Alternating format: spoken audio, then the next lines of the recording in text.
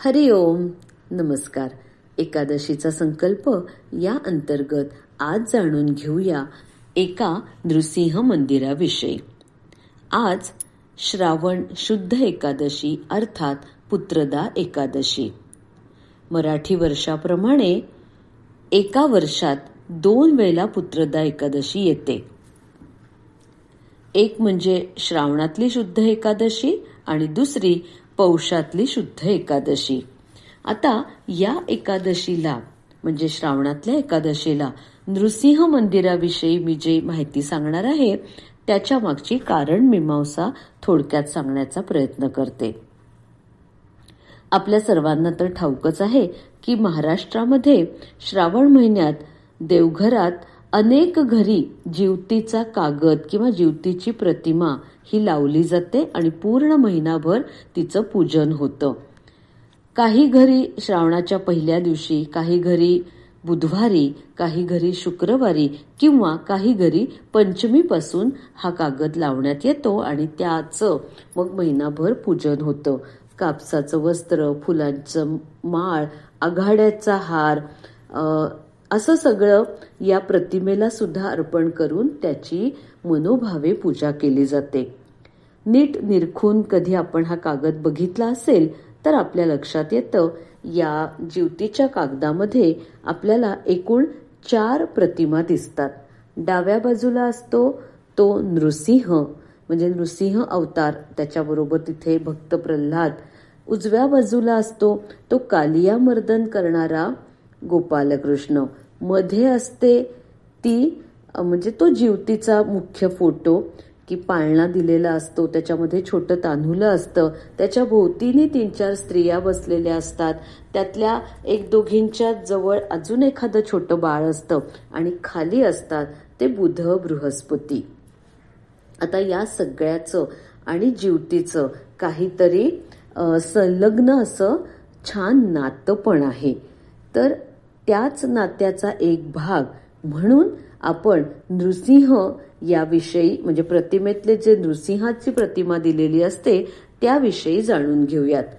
भगवान विष्णूंचा नृसिंह हा 4था अवतार.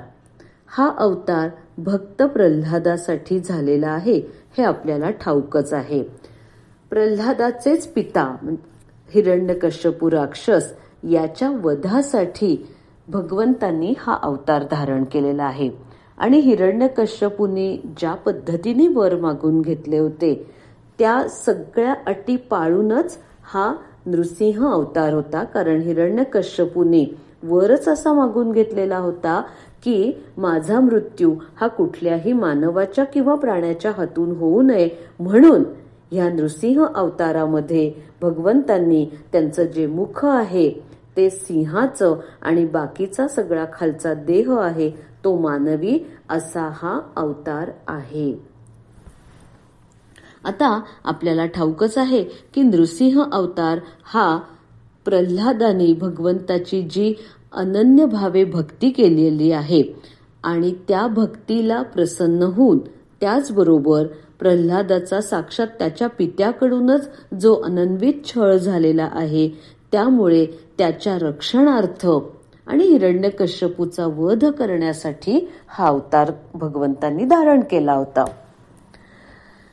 म्हणजे या अवतारामधून आपल्याला असं एक दिसतं की भगवंत हे इतक्या लहान मुलाच्या भक्तीला सुद्धा प्रसन्न होतात आणि त्याच्या रक्षणार्थ अवतार धारण करतात. हा मुख्य भाग. आता नृसिंहाची प्रतिमा ही जिवतीच्या या संपूर्ण प्रतिमेत असण्याचं कारण आणि त्याच्या पूजनाचं कारण तर याच कथेमध्ये दडलेलं आहे की जिवतीचं जे व्रत आहे हे व्रत मुख्यत्वे माता आपल्या लहान मुलांच्या रक्षणार्थ करत असते. श्रावण शुक्रवारची जिवतीची कहाणी आपण वाचली असेल त्याच्यात याचा उल्लेख आलेला आहेच आहे. तसंच श्रावण अमावस्या जिला पिठोरी अमावस्या असं म्हणतात तो दिवस सुद्धा मातृदिन म्हणून साजरा केला जातो. म्हणजे आणि शिवाय गोकुळाष्टमी म्हणजे श्रीकृष्ण जन्म सुद्धा श्रावण महिन्यातच. या श्रीकृष्णाने सुद्धा किती लहान वयात कालियामर्दन म्हणजे इतका प्रचंड मोठा नाग जो यमुनेच्या डोहामध्ये तिथे स्थित झाला होता आणि संपूर्ण गोकुळाला जो काल म्हणून ठरला होता, अशा कालियाचं मर्दन इतक्या लहान वयातल्या गोपालकृष्णाने केलेलं आहे. म्हणजे ह्या सगळ्या ज्या कथा आहेत त्या आपल्या लहान बाळांशी निगडीत आहेत. आपली जी माता असते ती आपल्या मुलाच्या म्हणजे मुलगा मुलगी तो भाग नाहीये, आपल्या बाळाच्या रक्षणार्थ हे व्रत करत असते. श्रावण महिनाच मुळात हा बाळाच्या रक्षणासाठीच्या व्रतांचा आहे असं म्हटलं तरीही वावगं ठरणार नाही. आणि नृसिंह अवतार हा जो आहे, नृसिंहाचं पूजन करण्यामागचा अजून एक भाग असा आहे की सहसा जी लहान मुलं असतात, जी अबोध बालकं असतात, तर यांचा कुठेतरी खेळताना उंच कठड्यावर चढतात किंवा जिन्यावर चढतात, भिंतीवर चढून खाली वाकून बघत असतात. अशा वेळेला या मुलांचा अपघात होण्याची शक्यता पण नाकारता येत नाही. आणि प्रल्हादाच्या कथेमध्ये आपल्याला ठाऊक असेल, आपण ऐकलं आहे की उंच कड्यावरून सुद्धा त्याला त्याच्याच वडिलांनी लोटून देऊन त्याचा वध व्हावा म्हणून प्रयत्न केला होता. आणि त्यावेळेला असं जेव्हा प्रल्हादाला ढकललं तेव्हा खाली भगवंतांनी अगदी अलगद फुलाप्रमाणे प्रल्हादाला झेललेलं होतं.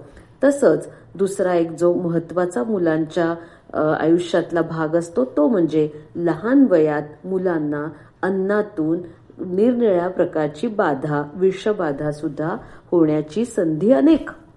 कारण लहान मुलांचे हात स्वच्छ धुतले जात नाहीत, खाली पडलेलं उचलून खातात, यामुळे त्यांना अन्न बाधण्याचे संभव हा अधिक असतो.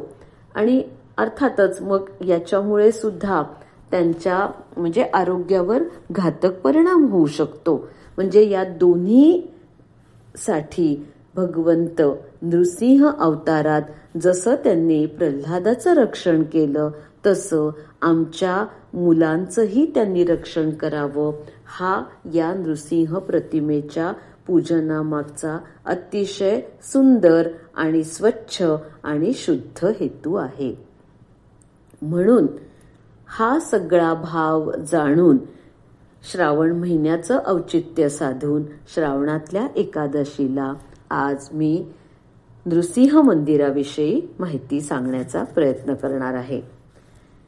हे जे नृसिंह मंदिर आहे हे मराठवाड्यातलं एक मंदिर आहे. या सर्व मंदिराची माहिती अर्थातच मला गुगलवरूनच मिळालेली आहे. तांदळा स्वरूप नृसिंह मूर्तीला मराठवाड्यामध्ये नरोबा असं नामाभिधान केलेलं आहे.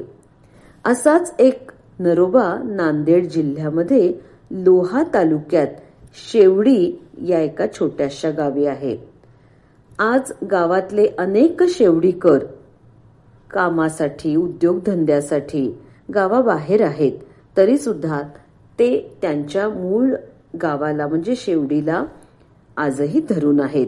नांदेड लातूर या महामार्गावर सोनखेड या गावापासून 10 किलोमीटर अंतरावर शेवडी हे गाव वसलेलं आहे. शेवडीत हे नृसिंहाचं लहानच मंदिर पण अतिशय टुमदार असं आहे. आणि पांडे परिवाराच्या खासगी मालकीचं हे मंदिर असल्यामुळे याला पांड्याचा नरोबा या नावाने सुद्धा ओळखलं जातं.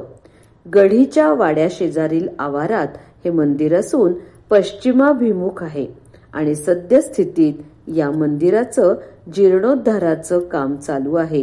लवकरच ते पूर्ण होईल. जुनं मंदिर साधारण 80-85 वर्ष जुनं आहे. श्रींचं स्वरूप हे तांदळा स्वरूप असून नैऋत्येला मुख करून देव तिथं विराजमान झालेले आहेत. पांडे परिवाराचं कुलदैवत हे बिदर, कर्नाटक इथल्या झरणी ह्या नृसिंह प्रकारातलं आहे आणि त्यांचं उपस्थान किंवा उपठाणं हे छोटंसं गाव आहे.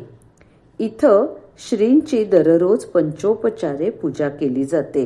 नृसिंह नवरात्राच्या काळात तिथं नंदादीप तेवत ठेवला जातो आणि नृसिंह पुराणाचं वाचनही होतं.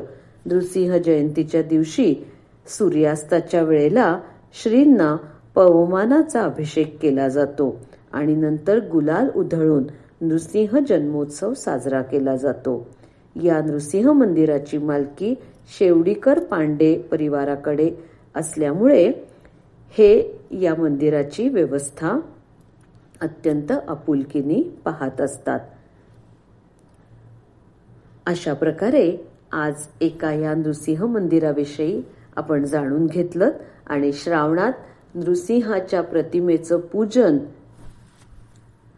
का आणि कशासाठी याची उत्तरं सुद्धा आपल्याला या संपूर्ण माझ्या विवेचनातून मिळाली असतीलच. जय जय रघुवीर समर्थ.